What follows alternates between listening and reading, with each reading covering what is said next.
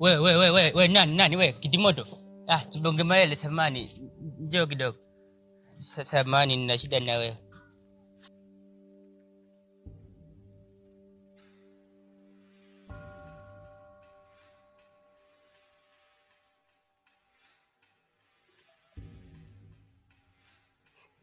Lopoka shida yako.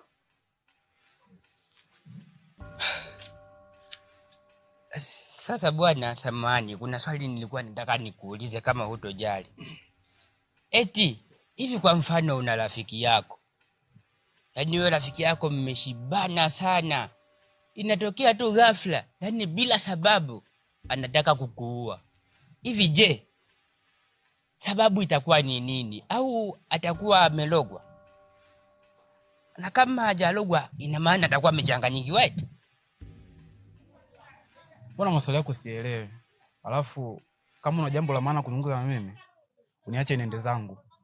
Maana hapa nilipo na njaa kinoma. Ndio maana tumbo kubwa. Kumbe linalo kichuma.